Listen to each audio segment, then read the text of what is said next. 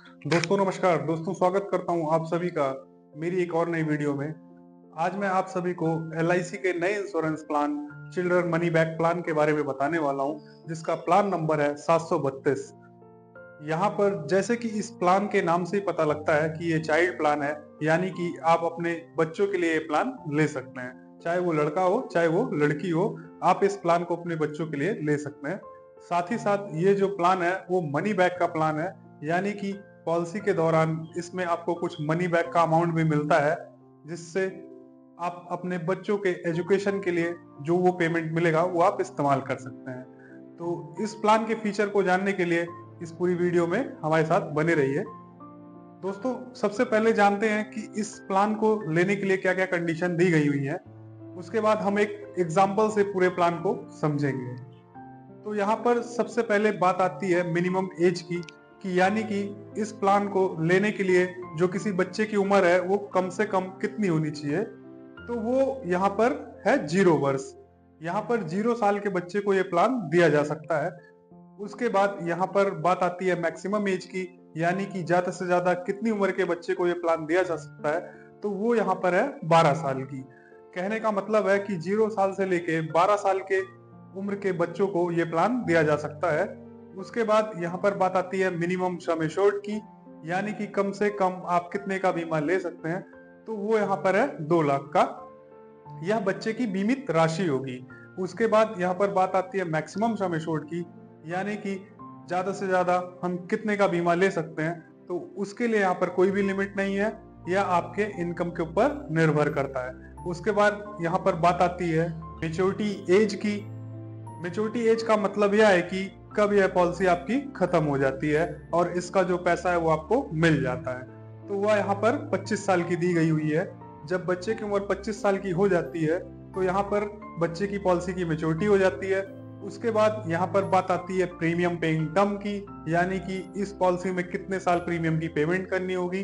तो यहाँ पर जब तक आपका बच्चा 25 साल का होता है तब तक आपको पॉलिसी के प्रीमियम की पेमेंट करनी होगी। यहाँ पर समझने के लिए हम मान लेते हैं कि जब बच्चे की उम्र 5 साल की होती है तो यहाँ पर आप पॉलिसी लेते हैं, तो यहाँ पर 20 सालों तक प्रीमियम की पेमेंट करनी होगी। उसके बाद यहाँ पर जब बच्चे की उम्र 25 साल हो जाएगी तो यहाँ पर पॉलिसी की मेच्योरिटी हो जाएगी। उसके बाद यहाँ पर बात आती है मोड ऑफ पेमेंट की, यानी कि कौन कौन से ऑप्शन है जिसके अकॉर्डिंग आप अपनी पॉलिसी का प्रीमियम पेमेंट कर सकते हैं। तो यहाँ पर आप मंथली भी पे कर सकते हैं, क्वार्टरली भी पे कर सकते हैं, हाफ ईयरली भी पे कर सकते हैं और ईयरली भी पे कर सकते हैं। लेकिन यहाँ पर अगर आप monthly premium payment option choose करते हैं तो आप उस केस में आपको नैच का ऑप्शन चूज करेंगे, जिससे आपके बैंक से ऑटोमेटिक प्रीमियम की डिडक्शन होती रहेगी। उसके बाद इस पॉलिसी में आपको ग्रेस टाइम पीरियड भी मिल जाता है। अगर आपने मंथली प्रीमियम ऑप्शन चूज किया है तो 15 दिन का आपको एक्स्ट्रा टाइम मिलेगा प्रीमियम पे करने के लिए, जिसमें आप अपनी पॉलिसी का प्रीमियम विदाउट लेट फीस पे कर सकते हैं। उसके बाद अगर आपने कोई और मोड चूज किया है जैसे क्वार्टरली, हाफ ईयरली या ईयरली, तो उसमें आपको 30 दिन का ग्रेस टाइम पीरियड मिल जाता है। उसके बाद यहाँ पर एलआईसी आपको रिवाइवल का भी ऑप्शन देती है। कई बार ऐसा होता है कि हम अपनी पॉलिसी का प्रीमियम पे नहीं कर पाते हैं, जो हमारी पॉलिसी है वो बंद हो जाती है। तो उस केस में एलआईसी यहाँ पर कहती है कि 5 सालों के अंदर आप अपनी पॉलिसी में प्रीमियम और लेट फीस पे करके अपनी पॉलिसी को पुनः दोबारा शुरू कर सकते हैं। यहाँ पर बात करते हैं कुछ और बेनिफिट की जो कि इस पॉलिसी में आपको मिलने वाले हैं। तो सबसे पहले इसमें आपको एक एडिशनल राइडर मिल जाता है प्रीमियम वेबर बेनिफिट का। अगर बच्चे के पिता के साथ कोई घटना घटती है तो ऐसे केस में उसको क्या बेनिफिट मिलने वाले हैं। बच्चे के फादर की अगर डेथ हो जाती है तो यहाँ पर प्रपोजर की डेथ हो जाती है, तो बाकी का जो टाइम पीरियड बचता है उसमें बच्चे को पॉलिसी की प्रीमियम की पेमेंट नहीं करनी होती है। जो भी पॉलिसी का प्रीमियम होगा वह बच्चे को नहीं पेमेंट करना होगा और जो उसके बेनिफिट है वो यहाँ पर मिल जाते हैं। पॉलिसी यहाँ पर चलती रहती है लेकिन बच्चों के पॉलिसी का प्रीमियम पेमेंट नहीं करना होता है। लेकिन यह बेनिफिट आपको तभी मिलेगा जब आपने अपनी पॉलिसी में प्रीमियम वेवर बेनिफिट राइडर का ऑप्शन ऐड कराया होगा। जब भी अगर यह पॉलिसी आप अपने बच्चों के लिए लेते हैं तो इसमें प्रीमियम वेबर बेनिफिट राइडर जरूर ऐड कराना चाहिए, ताकि जो भी अपने ने अपने बच्चों की फ्यूचर की प्लानिंग की है वो यहाँ पर कंप्लीट हो सके। जो प्रीमियम वेवर बेनिफिट राइडर होता है, इसका कुछ आपको एडिशनल प्रीमियम भी पे करना होता है। वो एडिशनल प्रीमियम पे करके आप इस बेनिफिट को अपने बच्चे की पॉलिसी में ऐड करा सकते हैं। अब बात करते हैं, अगर आपने अपनी पॉलिसी पर लोन लेना चाहते हैं तो पॉलिसी लेने के 1 साल बाद आप अपनी पॉलिसी पे लोन भी ले सकते हैं। जो भी लोन का अमाउंट होता है उस पर आपको इंटरेस्ट पे करना होता है। अगर हम अभी के हिसाब से इंटरेस्ट रेट की बात करें तो वह इंटरेस्ट रेट 9.5% पर एनम का है। उसके बाद यहाँ पर बात आती है पॉलिसी सरेंडर की, कि अगर आपकी पॉलिसी किसी कारणवश बंद करना चाहते हैं आप अपनी पॉलिसी को, तो पॉलिसी के 1 साल पूरा होने के बाद आप अपनी पॉलिसी को बंद कर सकते हैं। उस केस में जो भी इस पॉलिसी की सरेंडर वैल्यू होगी वो आपको मिल जाती है। आइए अब एक एग्जाम्पल से पूरे प्लान को समझते हैं। एग्जाम्पल को समझने के लिए हम मान लेते हैं कि यहाँ पर जो बच्चे की एज है वो 0 साल की है और जो आप सम एश्योर्ड लेना चाहते हैं वो 5 लाख का लेना चाहते हैं। साथ ही साथ यहाँ पर जो पॉलिसी टर्म की बात करें तो वो 25 साल की हो जाएगी। प्रीमियम पेइंग टर्म की बात करें तो वह भी आपका 25 साल का ही होगा। तो यहाँ पर अगर इसके हम प्रीमियम की कैलकुलेशन करें तो जो आपका फर्स्ट ईयर प्रीमियम आपको पे करना होगा वो होगा 22,223 रुपए का ईयरली प्रीमियम। उसके बाद यहाँ पर सेकेंड ईयर का जो प्रीमियम हमको पे करना होगा वो होगा 21,744 रुपए का। सेकेंड ईयर में यहाँ पर जीएसटी रेट कम हो जाता है, इस वजह से प्रीमियम कम हो जाती है। उसके बाद यही सेकेंड ईयर की प्रीमियम आपको हमेशा पूरी पॉलिसी के दौरान पेमेंट करनी होगी। उसके बाद अगर आप इस प्लान में मंथली या quarterly half yearly premium payment करना चाहते हैं तो आप यहाँ पे पे कर सकते हैं। यहाँ पर हमारे एग्जाम्पल के हिसाब से जो बच्चे की एज है वो 0 साल की है, तो उसके हिसाब से 25 साल की प्रीमियम की पेमेंट इस प्लान में करना होगा। जब वो बच्चा 25 साल का हो जाएगा तो उसको मैच्योरिटी एलआईसी दे देगी। साथ ही साथ यह एक मनी बैक की पॉलिसी है, तो पॉलिसी के दौरान यहाँ पर मनी बैक का भी अमाउंट मिलता है। यहाँ पर जब बच्चे की एज 18 साल की हो जाती है तो पहला मनी बैक मिलता है। अगर हम मनी बैक के अमाउंट की बात करें तो आपका सम एश्योर्ड है उसका 20% अमाउंट मनी बैक के रूप में मिलता है। हमारे केस में जो सम एश्योर्ड है वो 5 लाख का है, तो उसका 20% करते हैं तो वो 1 लाख रुपए हो जाता है। तो 1 लाख रुपए का मनी बैक अमाउंट बच्चे के 18 साल पूरा होने पे। उसके बाद सेकंड मनी बैक आपके बच्चे की उम्र 20 साल पूरा होने पे। उसके बाद तीसरा मनी बैक 22 साल की उम्र पूरा होने पे 1 लाख रुपए मनी बैक के रूप में मिल जाएगा, जो कि सम एश्योर्ड का 20% होता है। उसके बाद यहाँ पर जब बच्चे की उम्र 25 साल हो जाती है तो उस टाइम मैच्योरिटी का अमाउंट मिलता है और मैच्योरिटी अमाउंट में सम एश्योर्ड ऑन मैच्योरिटी मिलता है और साथ ही साथ उनका बोनस मिलता है। साथ ही साथ उसका फाइनल एडिशनल बोनस भी मिल जाता है। अगर यहाँ पर बात करें सम एश्योर्ड ऑफ मैच्योरिटी की, तो जो भी आपका बेसिक सम एश्योर्ड है उसका 40% अमाउंट यहाँ पर आपको मिल जाता है। तो हमारा बेसिक सम एश्योर्ड 5 लाख का है तो उसको 40% करते हैं तो वो अमाउंट यहाँ पे 2 लाख का हो जाता है। यह sum assured on maturity amount है।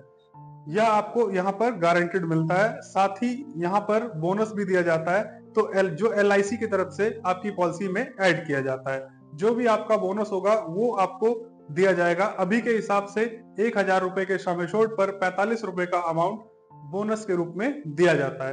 तो हमारा सम एश्योर्ड 5 लाख का है, तो 1,000 से अगर उसको डिवाइड करके 45 से मल्टीप्लाई करते हैं तो 1 साल का बोनस आ जाता है। तो हमें यहाँ पर 25 साल का बोनस कैलकुलेट करना है। तो यहाँ पर टोटल जो बोनस अमाउंट होगा वो होगा 5,62,500 रुपए का। साथ ही साथ हमको फाइनल एडिशनल बोनस भी मिलता है जो कि पॉलिसी की मैच्योरिटी पे मिलता है। तो यह एस्टिमेटेड बोनस हमारा 2,25,000 का हो जाता है। तो यह टोटल मैच्योरिटी अमाउंट देखेंगे तो यहाँ पर 9,87,500 रुपए हो जाता है। अगर हम यहाँ पर टोटल रिटर्न की बात करें तो यहाँ पर आपको 3 लाख रुपए का मनी बैक भी मिल चुका है और साथ ही साथ मैच्योरिटी पर आपको 9,87,500 रुपए भी मिल जाता है। तो टोटल अमाउंट हो जाता है आपका 12,87,500 रुपए। उसके बाद यहाँ पर काफी लोग पूछते हैं कि क्या हम अपने मनी बैक के अमाउंट को स्किप कर सकते हैं। तो यहाँ पर अगर आप चाहते हैं कि जो आपका मनी बैक का अमाउंट है वो ना मिले और बाद में पॉलिसी की मैच्योरिटी के टाइम आपको मिल जाए, तो वो ऑप्शन भी आपको यहाँ पर मिल जाता है। जब भी आपको मनी बैक मिलना होता है तो उससे 6 महीने पहले आपको एक एप्लीकेशन देनी होती है कि आप अपने मनी बैक को नहीं लेना चाहते हैं, तो यहाँ पर मनी बैक नहीं लिया जाता है। तो उस केस में इंटरेस्ट ऐड करके आपको यह अमाउंट दे दिया जाता है। यह बात हमने तब की कि जब बच्चे के साथ कोई दुर्घटना नहीं होती है। आइए अब बात करते हैं कि अगर बच्चे के साथ कोई मिसहैपनिंग हो जाती है तो उस केस में आपको यहाँ पर क्या क्या ऑप्शन मिलने वाले हैं। तो यहाँ पर डेथ क्लेम को समझने के लिए सबसे पहले आपको यह जानना जरूरी होगा कि आपकी पॉलिसी में रिस्कवर कब से शुरू होता है। यहाँ पर अगर आपके बच्चे की एज 8 साल या 8 साल से ज्यादा है तो रिस्कवर पॉलिसी का लेते ही चालू हो जाएगा। लेकिन अगर यहाँ पर अगर बच्चे की उम्र 8 साल से कम है तो पॉलिसी लेने के 2 साल बाद यहाँ पर पॉलिसी का रिस्कवर चालू होगा। साथ ही साथ यहाँ पर एक दूसरी कंडीशन भी दी गई है कि अगर आपके बच्चे की उम्र 8 साल पूरी हो गई है तो उस केस में भी पॉलिसी का रिस्कवर शुरू हो जाता है। इसको एक एग्जाम्पल से समझते हैं। समझने के लिए हम मान लेते हैं कि आपके जो बच्चे की एज है वो अगर 5 साल की है तो यहाँ पर जो रिस्कवर शुरू होगा वो पॉलिसी के 2 साल कंप्लीट होने पर शुरू होगा। लेकिन अगर आपके बच्चे की एज 7 साल की है तो जब भी आपकी बच्चे की उम्र 8 साल कंप्लीट हो जाती है तो उस केस में यहाँ पर रिस्कवर शुरू हो जाता है। तो आइए अब जानते हैं कि बच्चे के साथ अगर कोई दुर्घटना हो जाती है तो उस केस में यहाँ पर डेथ क्लेम क्या दिया गया है। पर LIC कहती है कि अगर बच्चे के साथ कोई दुर्घटना हो जाती है तो उस केस में सम एश्योर्ड ऑन डेथ मिलता है और साथ ही साथ जितने साल पॉलिसी चली है उसका बोनस मिलता है। एग्जाम्पल को समझने के लिए हम मान लेते हैं कि बच्चे की उम्र 11 साल की है तो उस टाइम पर उस बच्चे की डेथ हो जाती है। तो यहाँ पर सबसे पहले sum assured on death calculate करना होगा। तो sum assured on death calculate करने के लिए LIC ने यहाँ पे 2 कैलकुलेशन बताई है। इन दोनों ही अमाउंट में से जो भी अमाउंट ज्यादा होगा वो आपका sum assured on death amount होगा। सबसे पहले बेसिक सम एश्योर्ड देखना होगा और साथ ही साथ आपका जो भी एनुअलाइज प्रीमियम है उसका 7 टाइम्स करना होगा। जो हमारा जो बेसिक सम एश्योर्ड है वो 5 लाख का है और अगर हम अपने एनुअलाइज प्रीमियम का 7 टाइम्स करते हैं तो वो यहाँ पे 1,48,862 रुपए हो जाता है। इन दोनों में से जो भी हायर अमाउंट है वो 5 लाख रुपए का है। तो जो हमारा सम एश्योर्ड ऑन डेथ होगा वो 5 लाख रुपए का होगा। साथ ही साथ यहाँ पर हमको 11 साल का बोनस भी मिलेगा तो यहाँ पर हो जाता है 2,70,000 रुपए का। तो टोटल 7,70,000 रुपए का अमाउंट हो जाएगा। तो यहाँ पर टोटल क्लेम्स आपको जो मिलना है वो मिलेगा 7,70,000 रुपए का। यह बात हमने तब की कि जब पॉलिसी का रिस्कवर शुरू हो जाता है। आइए बात करते हैं कि अगर पॉलिसी रिस्कवर शुरू नहीं होता और बच्चे के साथ कोई दुर्घटना हो जाती है तो उस केस में कितना अमाउंट रिफंड मिल जाता है। तो उस केस में आपने जो भी प्रीमियम की पेमेंट की है वो आपको रिफंड मिल जाती है, लेकिन उस पर जो टैक्स होंगे वह प्रीमियम डिडक्ट कर लिया जाता है और जो भी रिमेनिंग अमाउंट होगा वो आपको लौटा दिया जाता है। आशा करता हूँ कि आपको इस प्लान की कंप्लीट इंफॉर्मेशन मिल गई होगी। अगर आपको ये वीडियो पसंद आई हो तो वीडियो को लाइक जरूर करें और अगर आप इस चैनल पर नए हैं तो सब चैनल को मेरे सब्सक्राइब जरूर करें। आपका बहुत बहुत धन्यवाद। नमस्कार दोस्तों।